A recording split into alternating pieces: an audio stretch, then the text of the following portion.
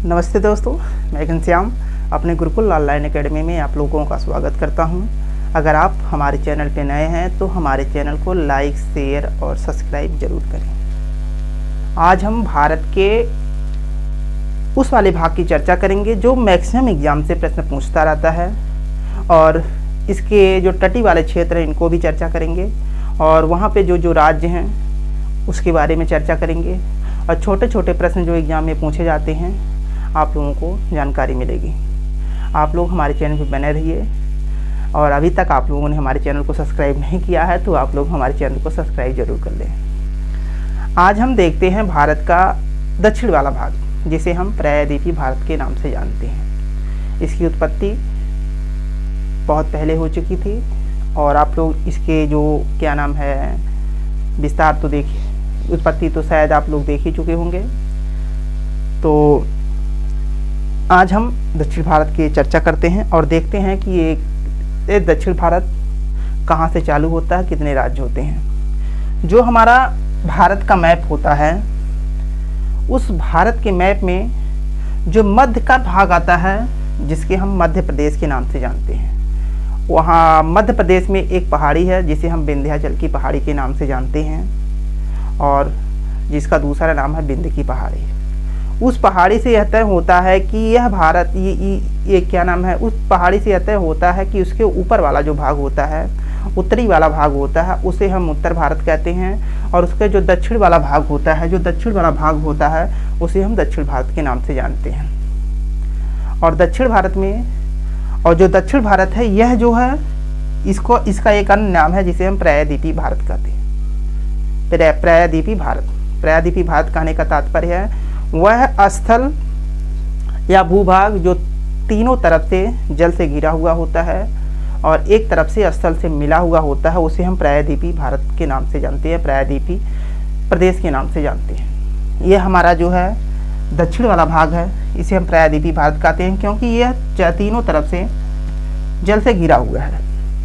और ऐसे भारत के 9 राज्य हैं, भारत के 9 राज्य ऐसे हैं जो प्रायद्वीपीय भारत के जो तटी वाले क्षेत्र में आते हैं। जैसे पहला हमारा राज्य आता है गुजरात।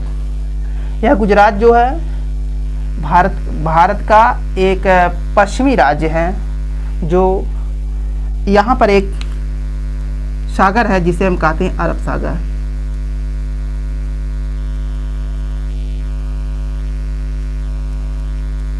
और इस साइड में एक सागर है जिसे हम कहते हैं बंगाल की खाड़ी।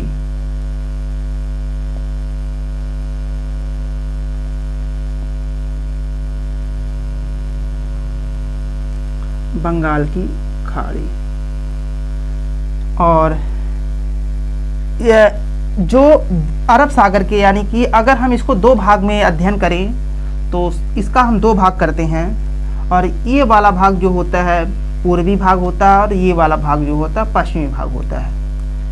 और इस वाले भाग को हम विस्तार रूप से चर्चा करते हैं कि इसमें कौन कौन से राज्य आते हैं, कौन कौन से क्या नाम है तटी मैदान आते हैं, उसको देखते हैं।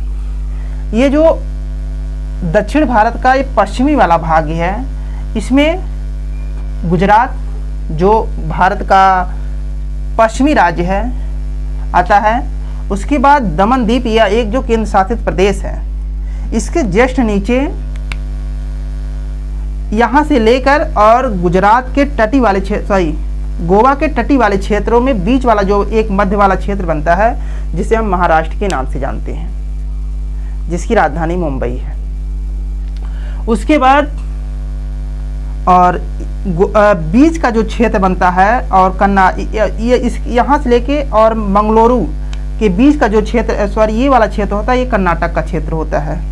और कर्नाटक और गोवा के बीच में एक छोटा सा स्थान जिसे हम गोवा कहते हैं, प्यारा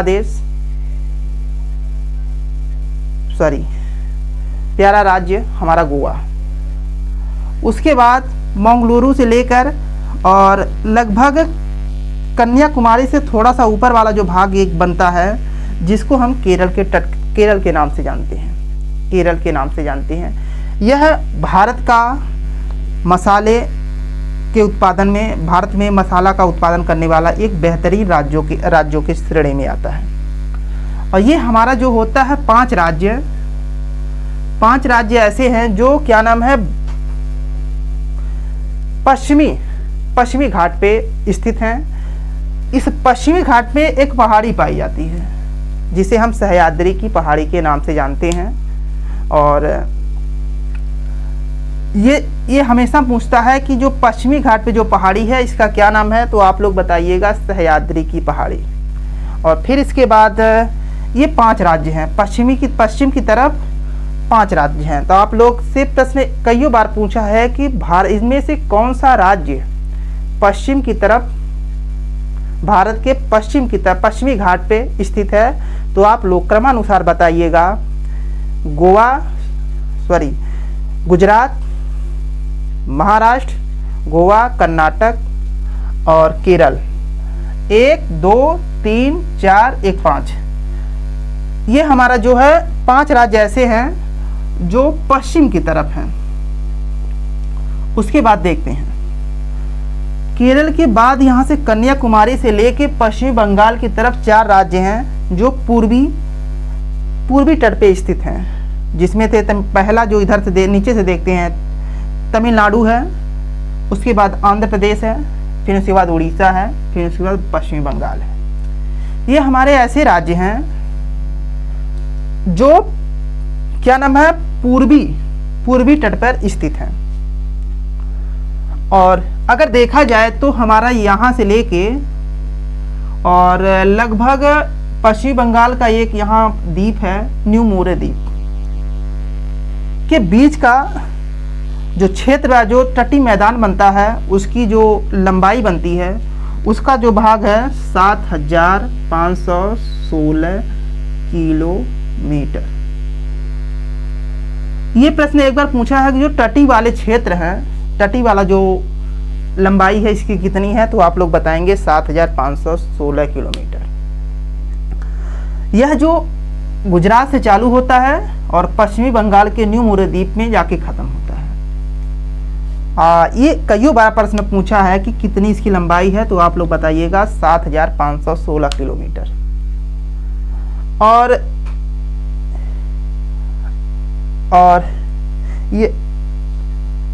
और ये हमारा इसकी लंबाई हो गई। और प्रश्न पूछता है कि भारत में तटी वाला जो क्षेत्र है कौन कौन से हैं,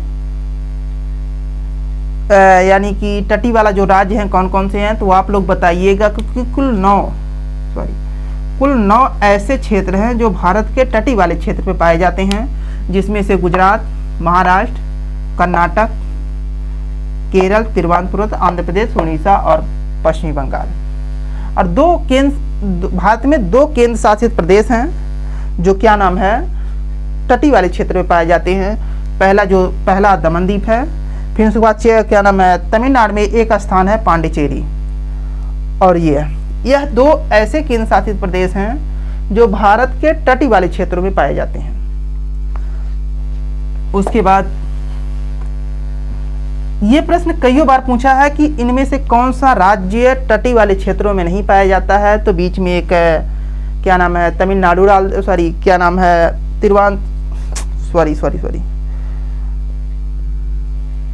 बीच में एक अदर राज्य डाल देगा जो पूछेगा कि इनमें से कौन सा तटी वाला क्षेत्र नहीं है, तो आप लोग उसको आप बेहतरीन तरीके से निकाल सकते हैं अगर आप इस मैप को समझे होंगे तो।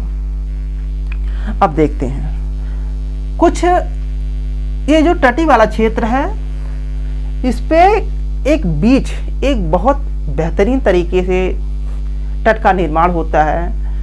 हर राज्यों में अपना अपना तट है और उसका अपना अपना नाम है। उसके बाद जो है गुजरात का ये बीच वाला भाग दिखाई देता है, यह कच्छ की खाड़ी है।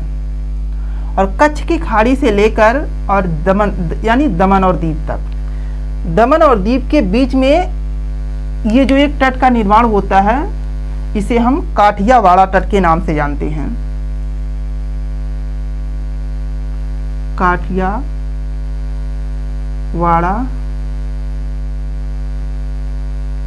तट, यह जो है कच्छ की खाड़ी से लेकर दमन और बीच के बीच जो तटीय मैदान का निर्माण होता है उसको हम काठियावाड़ तट के नाम से जानते हैं। और इसकी जो लंबाई अगर देखा जाए तो 1600 किलोमीटर है। 1600 किलोमीटर इसकी जो लंबाई है 1600 किलोमीटर है। उसके बाद दमन द्वीप से लेकर गोवा के जो तट क्या नाम है ये वाला भाग है जहाँ से गोवा चालू होता है, इस वाले बीच में एक तटीय मैदान का निर्माण होता है जिसे हम कोंकण तट के नाम से जानते हैं। कोंकण तट इसको किस तट के नाम से जानते हैं तो कोंकण तट। तो इसका एक अन्य नाम है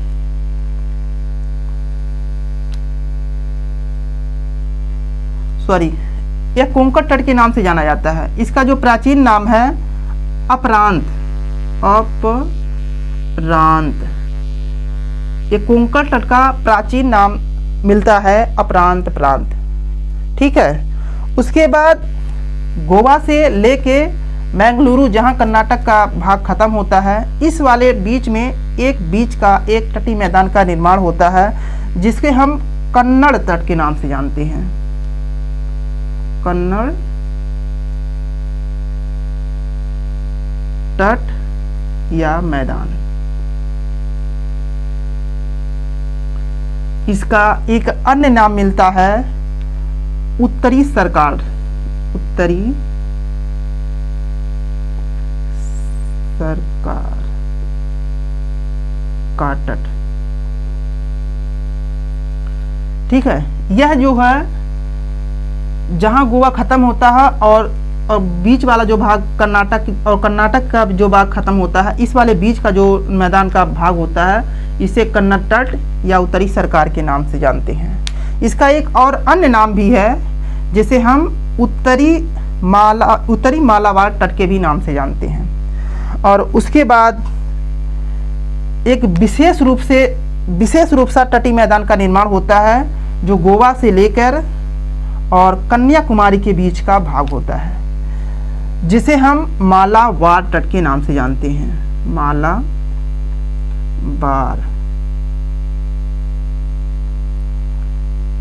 तट। यह जो है गोवा से लेकर और कन्याकुमारी का एक विशेष तट का निर्माण होता है जो हमेशा एग्जाम में पूछता है कि मालाबार तट किस तट पे है, तो आप लोग बताइएगा पश्चिमी तट पे है। और कहाँ से कहाँ है तो आप लोग बताइए गोवा से लेकर कन्याकुमारी का जो बीच वाला भाग बनता है इसे हम मालाबार तट के नाम से जानते हैं। उसके बाद यह हमारा जो 5 राज्यों का जो तट बनता है यह क्रमानुसार है। पहला काठियावाड़ तट, फिर कोंकण तट जिसका प्राचीन नाम है अपरांत। उसके बाद गोवा और मैंगलुरु के बीच जो क्षेत्र का निर्माण होता है उसे कन्नड़ तट कहते हैं जिसका एक अन्य नाम है उत्तरी सरकार। और गोवा से लेके और कन्याकुमारी का जो विशेष तट का निर्माण होता है जिसे हम मालाबार तट के नाम से जानते हैं। यह हमारा जो भारत का जो प्रायद्वीपीय भारत का जो पश्चिमी तट है जिसे हम सह्याद्री तट के नाम से जानते हैं, यह उसका जो तटीय मैदान है या तटीय तट है उसका जो नाम है। उसके बाद फिर उसके बाद जब यह हो जाता है तो फिर जाहिर है कि ये जो पूर्वी वाला भाग तटीय वाला भाग बनता है इसका भी जाहिर है कुछ ना कुछ नाम होगा।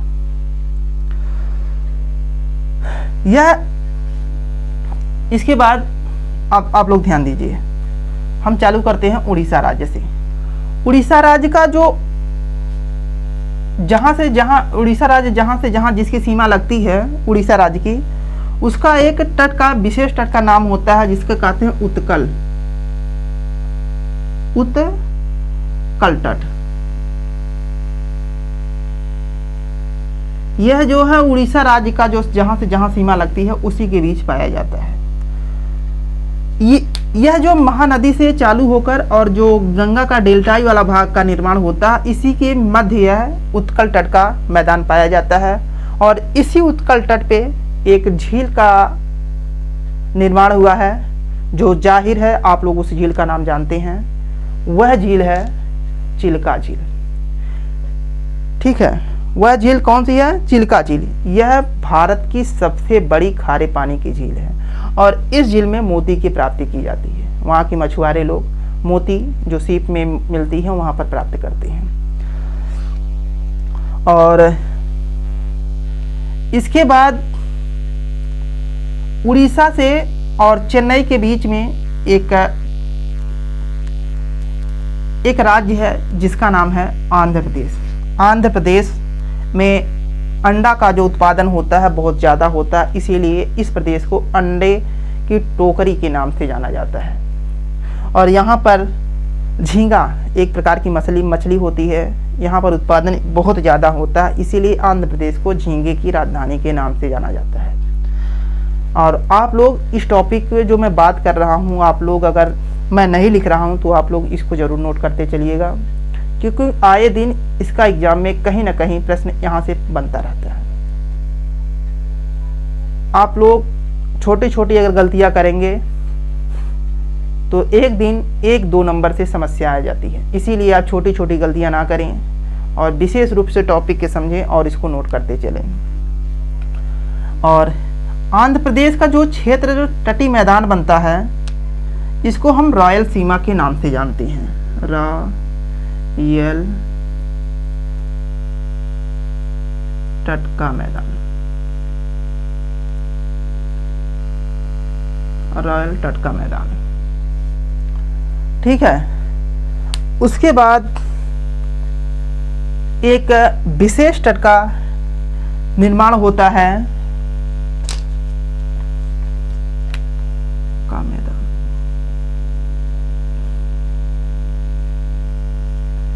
उसके बाद एक विशेष तट का निर्माण होता है जो कन्याकुमारी से लेकर आंध्र प्रदेश की सीमा तक विशेष रूप से एक तट पाया जाता है, जिसका नाम है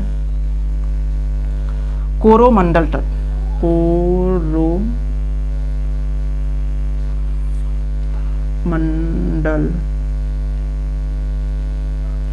तट।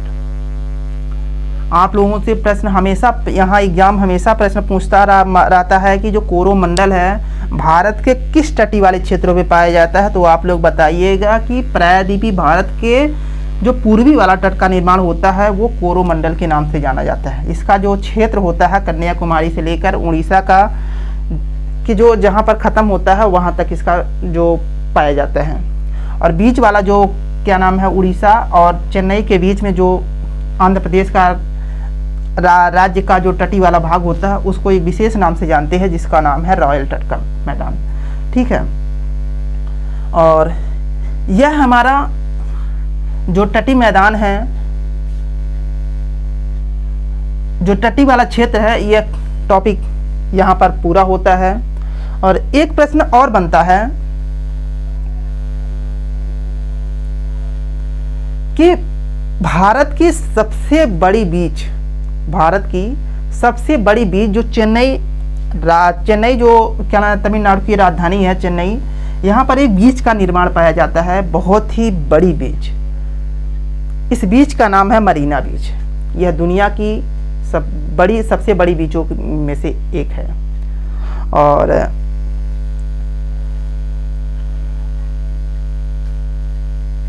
यह हमारा जो टॉपिक है तटीय का मैदान, आप लोग इसको नोट करिएगा।